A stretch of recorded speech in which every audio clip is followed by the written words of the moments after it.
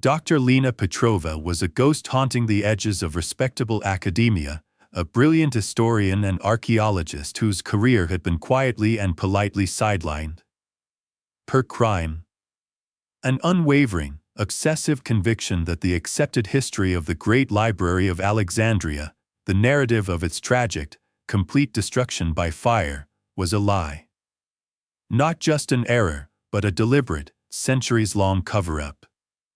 She had spent 2 decades poring over fragmented texts, obscure Gnostic Gospels, and apocryphal accounts, chasing whispers and shadows that hinted at something more: a secret relocation, a hidden repository, a core collection saved from the flames and concealed from the world.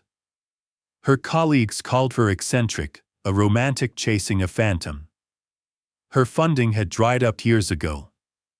But Lena didn't care. She wasn't driven by ambition or recognition.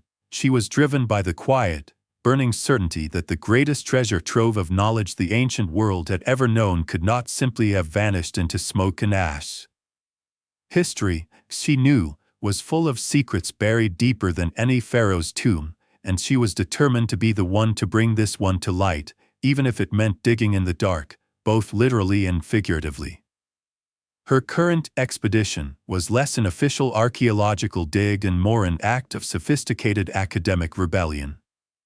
Operating under the guise of a mundane urban survey project, funded by the last dregs of her personal savings, Lena was deploying a piece of experimental, non-conventional ground-penetrating radar beneath the bustling streets and ancient foundations of modern Alexandria. The technology was based on fringe theories about resonant frequencies and subtle energy fields, the kind of science that got you laughed out of mainstream conferences. But Lena believed that conventional methods had failed because they were looking for conventional ruins. She was looking for something else, something hidden not just by Earth, but perhaps by design. For weeks, the results had been frustratingly ambiguous: pockets of disturbed ground, forgotten Roman cisterns, the usual archaeological noise of a city built upon layers of its own past. Then, late one sweltering Tuesday night, hunched over her console in a cramped rented room, she saw it. Deep beneath the Serapeum district, far below any known historical stratum, her unconventional radar painted a picture that was utterly, breathtakingly impossible. It was a structure, vast and hollow, and perfectly, geometrically spherical, easily over 100 meters in diameter. Its outline was sharp, distinct, suggesting walls of immense density and unnatural smoothness. It was buried at a depth that predated even the founding of the city itself, a silent anomaly that defied every geological and historical model. It was the whisper she had been chasing, finally amplified into a shout. Gaining access was a feat of perilous, clandestine engineering. Official permits were out of the question. The authorities would dismiss her data and shut her down instantly. She had to do this alone, in secret. Using her limited funds, she bribed local construction crews to look the other way, rented dilapidated storefronts as cover, and began her own, unsanctioned excavation under the cloak of night. For weeks, she descended deeper and deeper into the earth, following the faint energy signature her radar had detected, shoring up ancient, crumbling tunnels as she went. It was dangerous, exhausting, borderline insane work. Finally, deep within a forgotten Ptolemaic-era access tunnel, she found it. The radar signal spiked, indicating the sphere's outer shell was just beyond the tunnel wall. But there was no door, no seam, just solid, ancient bedrock fused with something else, something smooth and impossibly hard. As she ran her hand over the strange surface, her fingers brushed against a barely perceptible series of intricate carvings, symbols unlike any Egyptian or Greek motif she had ever seen. On pure instinct, she traced the pattern with her finger. There was a low, resonant hum, a section of the wall glowed faintly, and then, with a silence that was more shocking than any sound, a perfect, circular doorway irised open, revealing a passage leading down into utter darkness. The air that flowed out was cool, still, and impossibly ancient, carrying a faint, unidentifiable scent, like ozone and old parchment. Lena descended the gently sloping ramp into the darkness, her heart pounding a frantic rhythm against her ribs. The circular doorway irised shut behind her, sealing her inside. The passage opened into the structure she had detected, and the sheer scale of it stole her breath away. She was standing inside a vast, perfectly spherical chamber. The walls were not stone, they were made of a smooth, seamless, dark metal that seemed to absorb the light from her headlamp, yet they also emitted a soft, internal luminescence, bathing the entire cavernous space in a gentle, twilight glow. And the contents, she gasped. Arranged in countless, floor-to-ceiling alcoves that followed the curve of the sphere were scrolls. Thousands upon thousands of them. Papyrus, vellum, but also materials she didn't recognize, thin, flexible metallic sheets, crystalline tablets, objects that looked organic, like preserved leaves inscribed with glowing text. And interspersed with the scrolls were codices, bound volumes far older than any she had ever seen.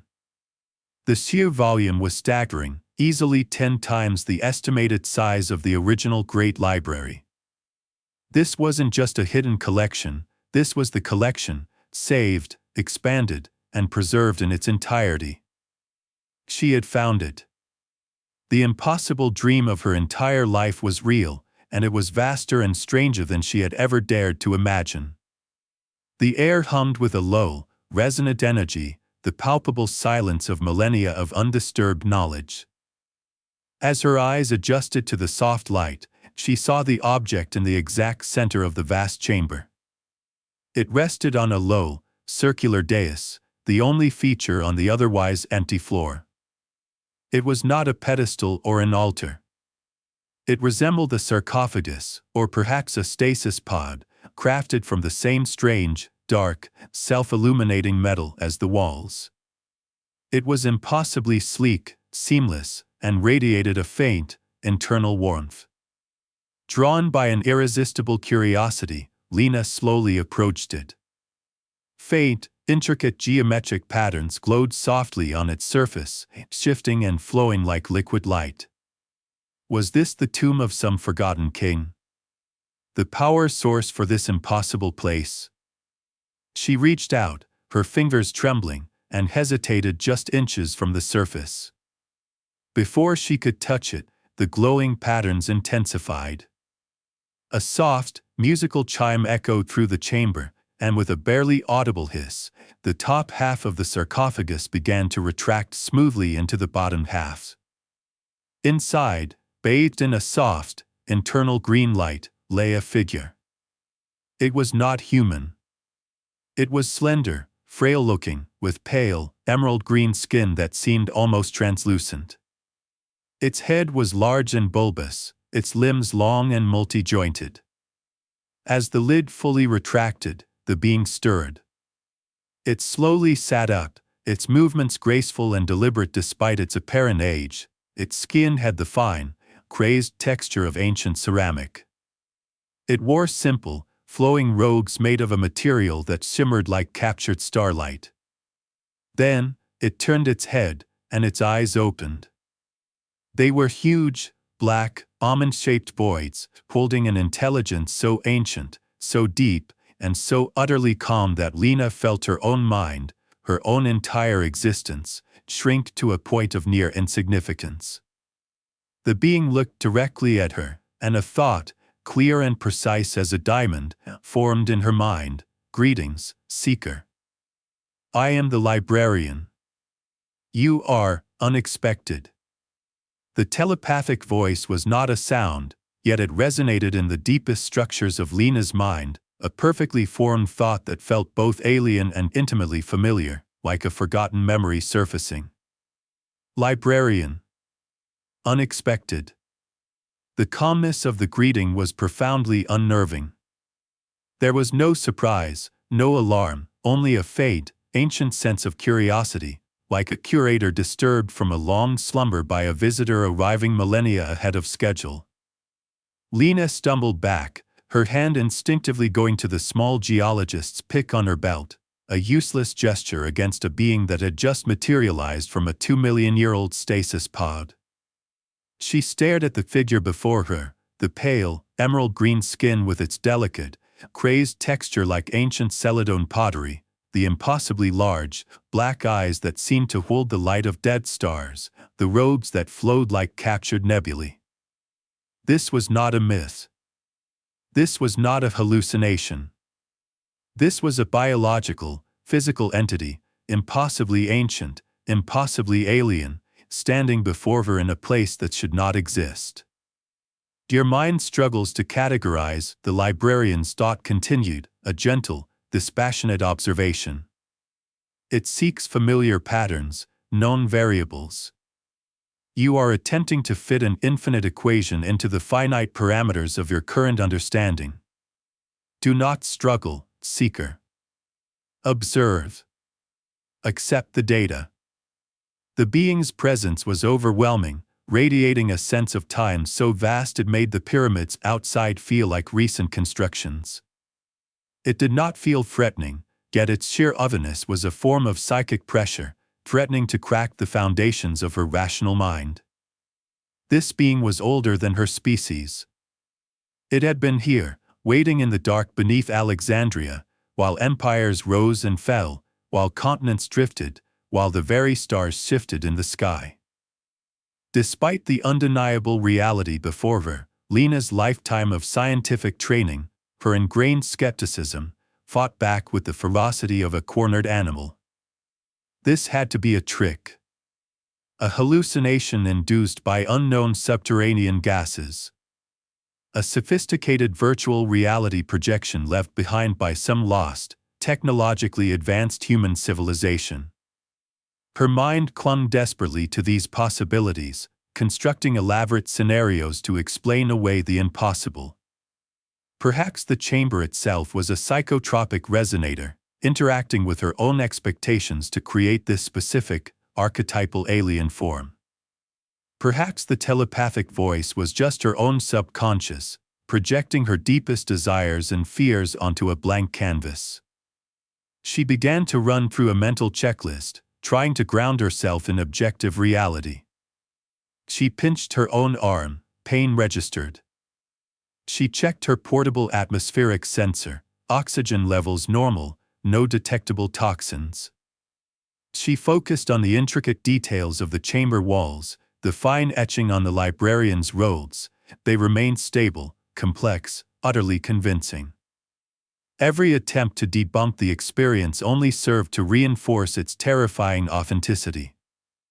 Your denial is a standard protocol, the librarian's thought interjected, its calm awareness of her internal struggle making it even more unnerving. A defense mechanism evolved to protect the stability of your consensus reality. It is understandable. But it is currently inefficient. The data is before you. Observe.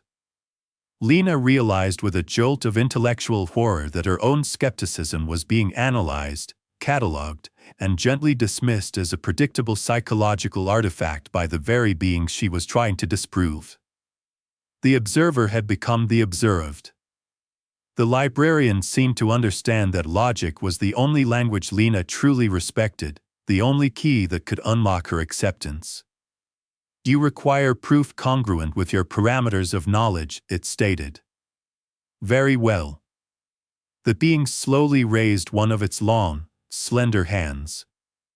It did not gesture towards Lena or any technology. It simply held its hand open, palm facing upwards. Then, it began to speak again in her mind, but this time, the thoughts were not its own.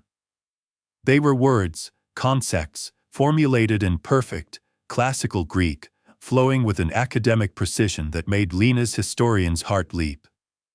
For the nature of the prime mover is not one of exertion, but of attraction, a final cause towards which all potentiality strives, its perfection drawing the cosmos into actuality not through action, but through the sheer, immutable fact of its own being. Lena gasped. It was Aristotle. But it was an unknown passage. It was a fragment, a philosophical argument about the unmoved mover, spoken with a clarity and depth that felt utterly authentic, yet completely unfamiliar. It was a piece of text scholars had theorized might exist, based on references in later works, but which have been presumed lost forever in the fires that claimed the library. The librarian continued, effortlessly transitioning from Greek philosophy to complex mathematical proofs referenced by Euclid but never found, then to astronomical observations attributed to Hipparchus that perfectly explained certain anomalies in his surviving star charts. It was a torrent of lost knowledge, delivered with the calm, effortless recall of a being who hadn't read the texts, but had perhaps discussed them with the authors themselves. These fragments reside within your immediate field of academic desire, the librarian concluded, lowering its hand. Are they sufficient proof that my access to information transcends your own? Lena could only nod, tears welling in her eyes, not from fear, but from the sheer, overwhelming beauty of hearing these lost voices speak again. The proof was irrefutable. No hallucination, no human hoax, could possess such knowledge. She was in the presence not just of an alien, but of living history itself. With Lena's acceptance finally secured, the librarian turned its attention to the chamber around them, confirming her own impossible conclusion. You stand within the Kabodos Megale, the great ark, its thought resonated, using an ancient, almost forgotten Greek term for the library. What your histories record as the destruction of the great library of Alexandria was an exaggeration. A necessary fiction. The holographic display capability Lena had witnessed earlier now activated, filling the center of the chamber with a shimmering image of ancient Alexandria. She saw the famed Mouse Ion, the Serapeum, the bustling harbor. Then, she saw smoke rising, riots in the streets, the historical accounts of the library's demise during Caesar's Alexandrian War, the later destruction under Aurelian, the final blow during the decree of Theophilus. Fires occurred. Conflicts raged.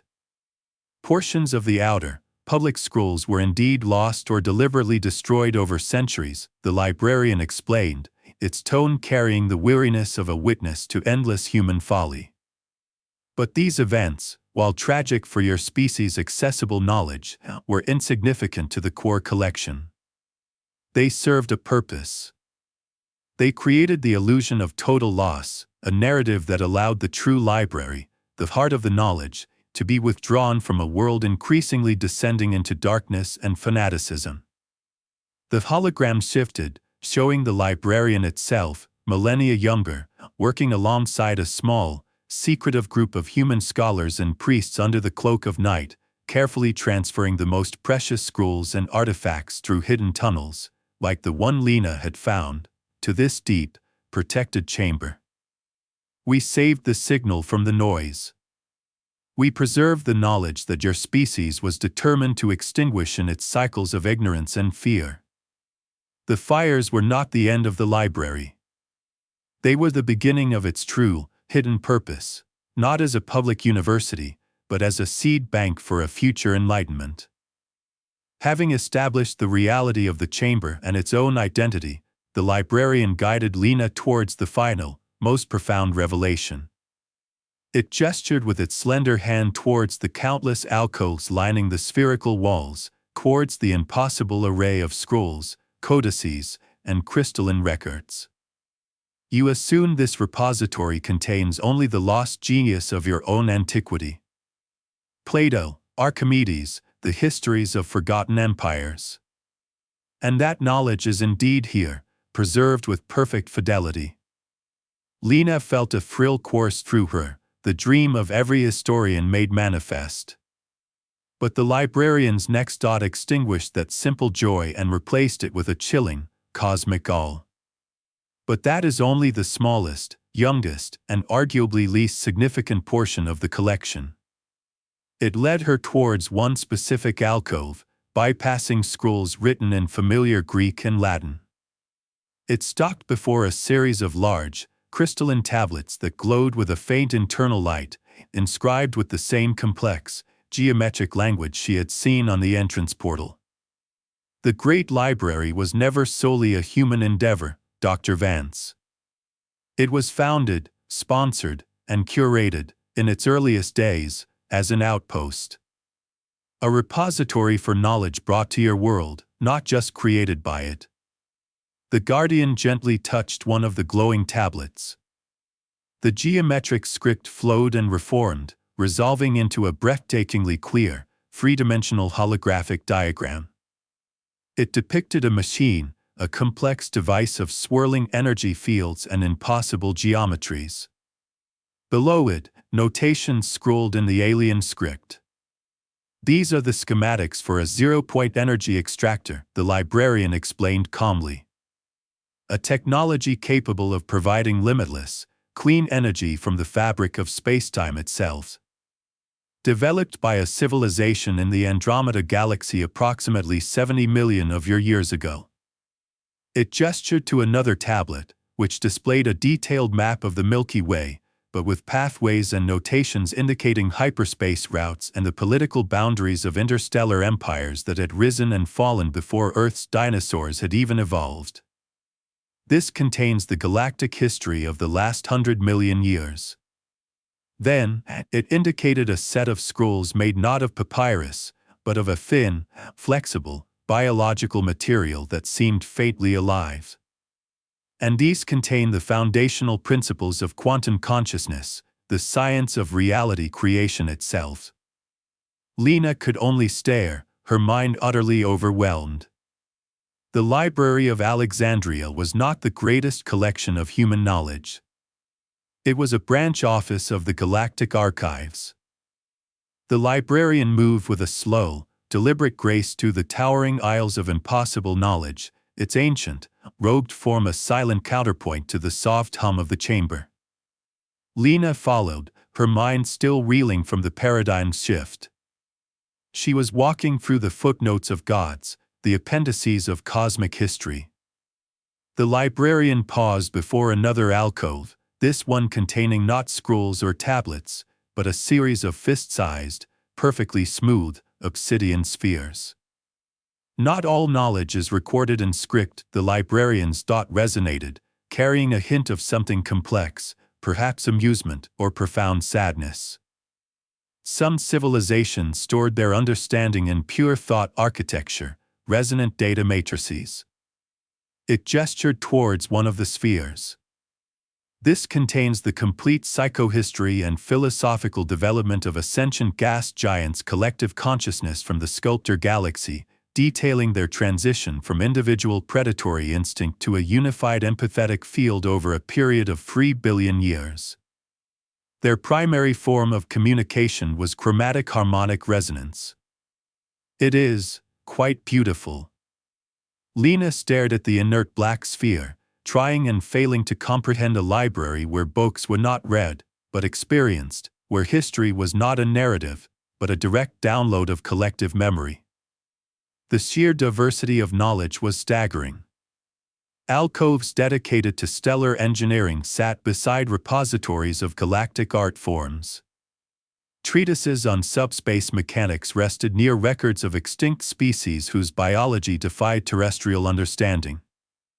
There were sections dedicated to pure mathematics that seemed to operate on axioms fundamentally different from human logic, sections on temporal mechanics, on the manipulation of gravity, on the very fabric of consciousness itself. It was the accumulated wisdom of countless civilizations, a galactic intellectual heritage of unimaginable scope, all gathered and preserved in this single, impossible sphere beneath the sands of Egypt. The human section, the familiar scrolls of papyrus and vellum containing the lost works of Archimedes, Plato, and Sappho, felt like a small, introductory exhibit in a museum dedicated to the entire universe. As the initial awe began to recede, replaced by the dawning weight of comprehension, Lena started to understand the why. Why hide this? Why keep such wonders, such potential solutions to humanity's greatest problems: disease, energy scarcity, conflict, locked away in the dark. The librarian seemed to anticipate her unspoken question, its ancient mind perceiving the ethical storm brewing within her.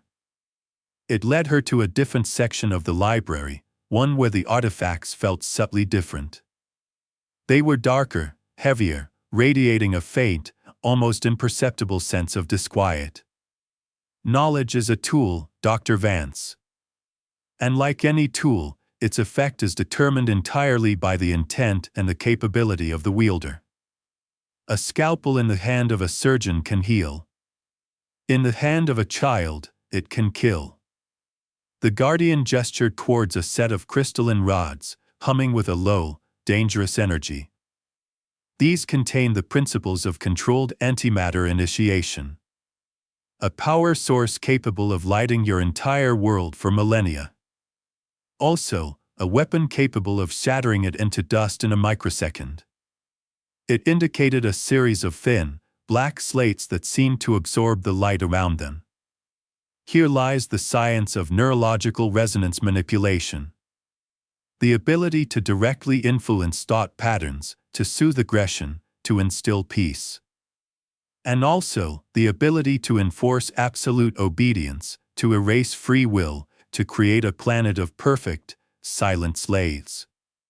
Then, it showed her a device, small and elegant, resembling a complex piece of jewelry. This is a personal reality field manipulator, based on the principles of conscious creation you glimpsed earlier.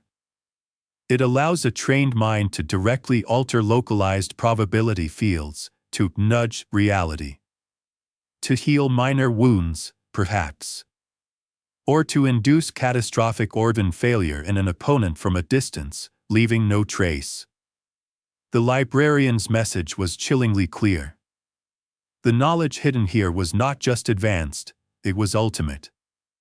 It was the science of gods, and humanity, with its still primitive operating system of fear, greed, and tribalism, was the child reaching for the scalpel.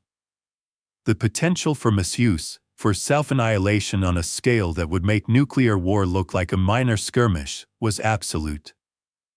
The decision to conceal this knowledge, the librarian explained, was not made lightly, nor was it made solely by its own alien intellect. The transfer of the library's core collection had been a collaborative effort, a secret pact between the last extraterrestrial guardians and a small, select group of human initiates, philosophers, priests, and scholars from the highest echelons of Alexandrian society who had glimpsed the true nature of the repository. Your histories record the burning of the library as acts of war or religious fanaticism, the Guardian's thought continued, the holographic display showing fleeting images of Roman legions and zealous monks. And those events were real, fueled by the very ignorance and fear we sought to contain. But the final, critical decision to seal the Kobodos Megael, to erase its existence from the memory of your species, was made consciously, by humans themselves. Wise humans. It showed Lena a vision of a clandestine meeting, deep within the hidden tunnels beneath the Serapeum, 2,000 years ago. She saw the librarian conferring with figures cloaked in the robes of Greek scholars and Egyptian priests. They saw the rise of empires. They saw the relentless march of human ambition, the insatiable hunger for power and control.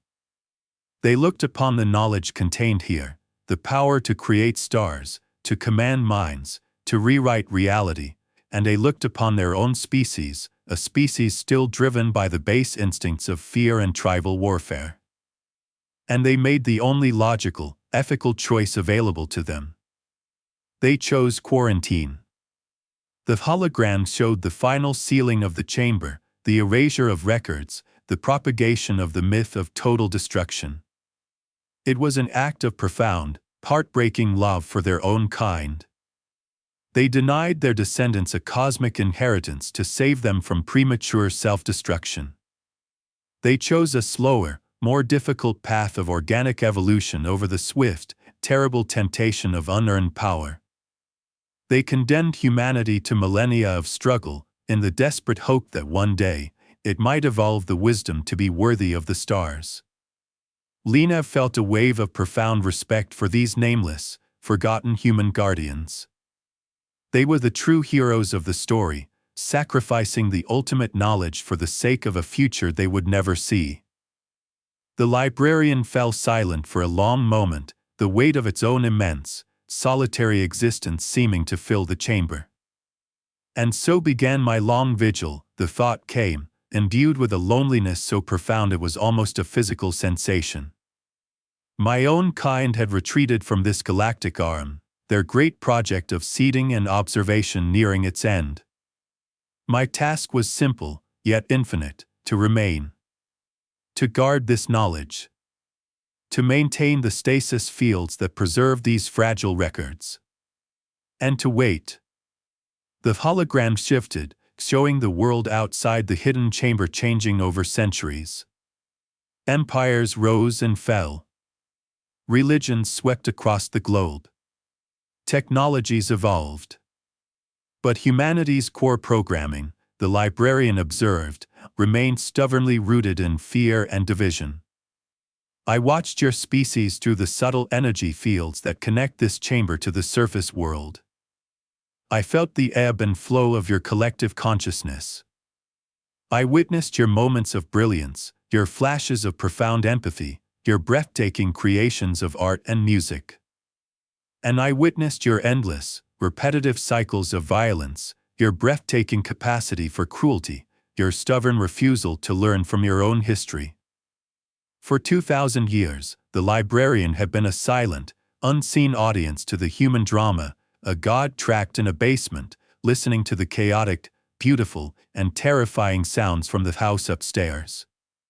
My criteria for revealing the library were simple, yet never met: a global civilization that had demonstrably and sustainably overcome its tribal instincts, a species that valued knowledge over power, unity over division.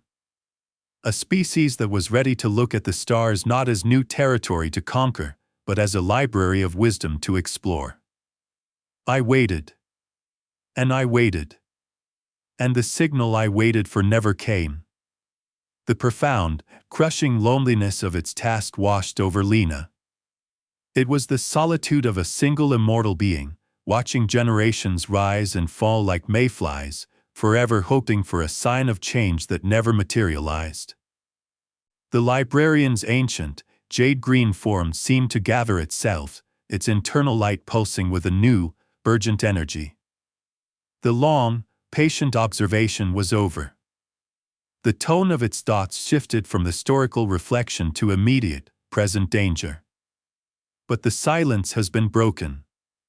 The secret is no longer secure. My long wait has been rendered irrelevant.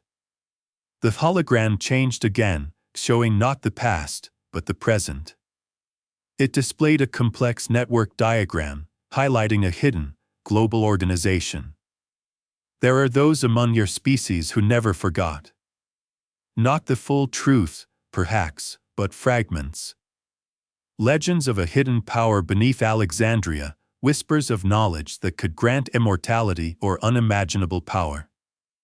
Descendants of ancient orders, secret societies who have searched for this place for centuries, driven not by a desire for wisdom, but by a lust for control.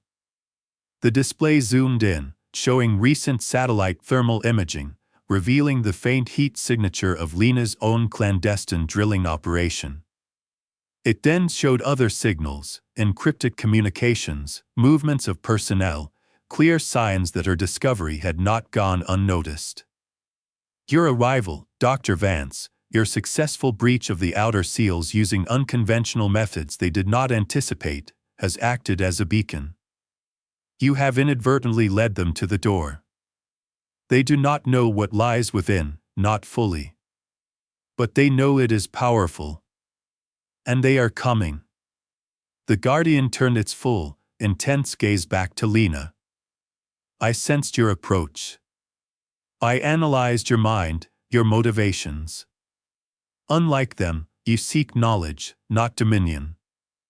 Your presence here is unexpected, but perhaps necessary. My own energy reserves are nearly depleted.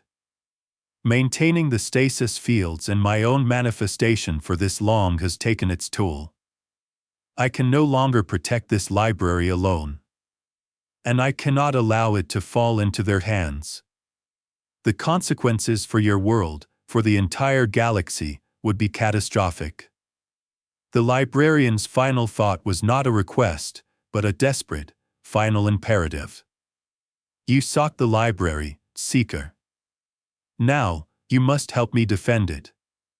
Or decide how to ensure its secrets are never unleashed. The librarian's revelation of the impending threat hung heavy in the ancient, softly lit chamber. The silence, once a symbol of preserved knowledge, now felt fragile, the calm before an inevitable storm. Lena, who had spent her life chasing ghosts of history, was now face to face with a living relic, only to find herself caught in the crossfire of a conflict far older and more dangerous than she could have imagined. Your arrival was not entirely unforeseen, the Guardian's thought clarified, sensing her confusion. While I cannot actively interfere with the surface world, I can observe. I can sense the resonance of intent. For decades, I have felt the cold, sharp frequency of the Seekers, the society that hunts this place, circling, probing, growing closer. Their desire is a discordant hum in the planetary field. But recently, I sensed a different signal. Yours. Cleaner. Brighter. Driven not by greed, but by a pure, almost obsessive, yearning for understanding. It was a frequency closer to that of the original human initiates who helped seal this Arkansas. The librarian's gaze seemed to soften, if such a term could apply to its inscrutable, obsidian eyes. I did not summon you, Dr. Vance. That is beyond my mandate. But I did, slightly lower the threshold of the final seals in response to your specific energy signature. I allowed your unconventional methods to succeed where others, driven by darker motives, had failed. It was a calculated risk. A deviation from millennia of perfect isolation. I needed to see if a descendant of the original keepers still existed. I needed to know if your species had evolved even a fraction of the wisdom required to face what is contained here. Your presence is the answer. Ambiguous, perhaps. Terrifying, certainly. But you are here. And the Seekers are now breaching the outer tunnels. The librarian turned its ancient gaze towards the far wall, as if seeing through the solid metal and kilometers of rock. My own energy wanes. I can maintain the integrity of this chamber for a short time, perhaps delay them. But I cannot defeat them. My purpose was preservation, not warfare. The final decision regarding the fate of this knowledge no longer rests with me. It rests with you.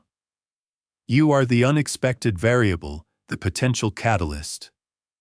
You must choose, and you must choose now. Should this library be defended at all costs? Should its most dangerous secrets be purged to prevent misuse? Or should the entire repository be sanitized?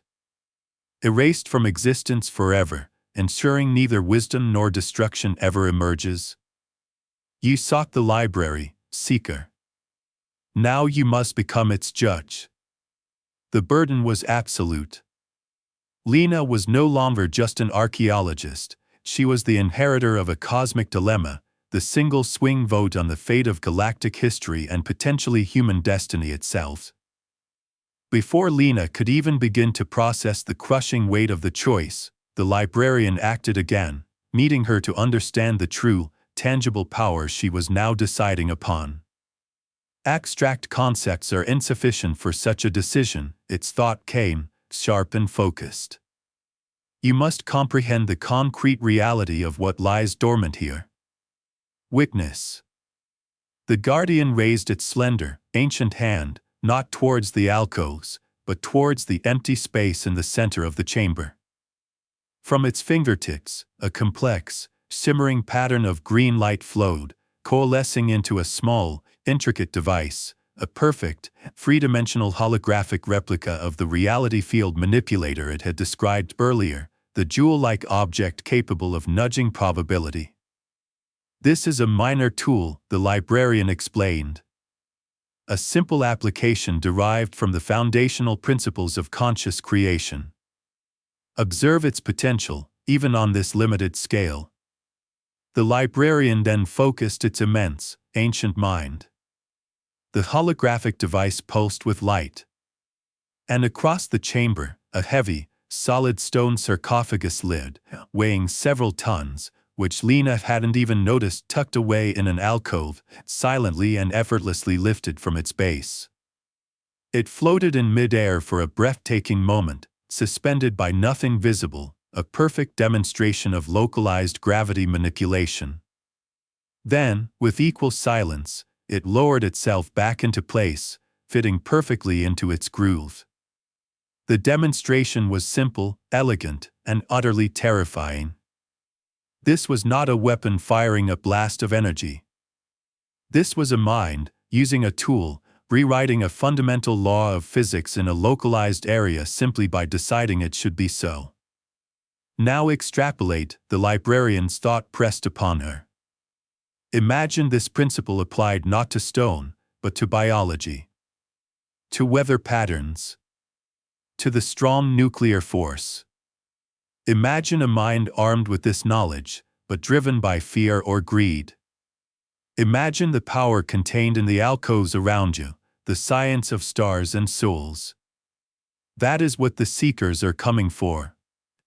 That is the power you must now choose to protect, to release, or to destroy." The demonstration was complete. The stakes were no longer theoretical.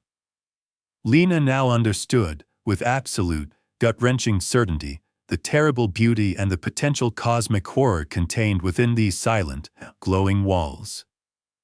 Suddenly, a low, guttural thrum echoed through the chamber, a heavy, grinding sound from somewhere far above, vibrating through the metal floor. Red warning glyphs, sharp and urgent, began flashing silently on the chamber walls, replacing the soft, ambient glow. "They have breached the primary entrance tunnel," the librarian stated, its calm demeanor finally showing a flicker of something akin to urgency. "Their drilling technology is more advanced than my last assessment. They will be through the inner seals within minutes." The time for deliberation was over. The enemy was at the gate. Lena's mind raced. Defend? Destroy? Purge? How could she possibly make such a choice? She looked at the librarian, its ancient form now seeming frail, its internal light visibly dimmer. It had spent its energy preserving this place, waiting for a sign that never came, and now it was facing an enemy it could not defeat. There is no single, right answer, the librarian seemed to sense her paralysis. Only consequences. But inaction is, itself, a choice. And its consequence is predictable, the knowledge falls into their hands. Choose, seeker. Now. In that moment, Lena's identity as a historian, as a seeker of truth, made the choice for her. Destruction was unthinkable. Allowing the seekers to gain control was equally unacceptable. The only path, however impossible, was preservation, combined with continued secrecy. "We have to save it," she said aloud, her voice ringing with newfound conviction. "We have to hide it again, deeper. Or find a way to move it." The librarian tilted its head, considering her impossible suggestion. Moving the core archive is not possible within the time remaining. But perhaps the key. The index. The cipher. The librarian moved swiftly now, gliding towards a specific alcove containing not scrolls, but a single, intricately carved crystalline rod, humming with a contained, powerful energy. "This is the locus." The Master Key.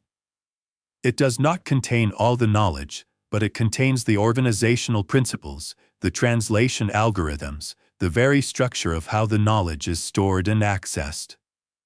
Without it, the library is merely a collection of unreadable artifacts. With it, one could eventually decipher everything. It gently took the locus from its stasis field. The moment it did, the ambient energy in the chamber fluctuated wildly. Taking the key destabilizes the primary preservation matrix, the librarian explained quickly. The ark will begin to decay. But it will take time. Years. Perhaps centuries. It buys your species a future chance, if they prove worthy. It turned and offered the glowing rod to Lena. This is your burden now. Protect it. Learn from it, if you can. And choose wisely when, or if, to ever reveal its existence. As Lena hesitantly took the locus, its surface warm and crumbling with power, a deafening explosion rocked the chamber from above. A section of the ceiling cracked, raining down dust and debris. They are through, the librarian stated calmly. It gestured towards a section of the wall that shimmered and became translucent, revealing a narrow, dark escape tunnel. This passage leads back to the surface, miles away. It was designed for the original initiates. Go. Now. I will seal the chamber behind you. I will delay them. Lena hesitated, unwilling to leave the ancient being to face the intruders alone. My time is over, Seeker, the librarian's thought came, firm but gentle. My purpose was fulfilled the moment you arrived. The future of this knowledge is no longer my responsibility. It is yours. Survive. Learn. Choose well. With a final, silent nod of gratitude and sorrow, Lena turned and plunged into the escape tunnel. Behind her, she heard the great circular entrance door hiss shut, followed by the sound of grinding metal and muffled energy discharges. The librarian was keeping its final promise.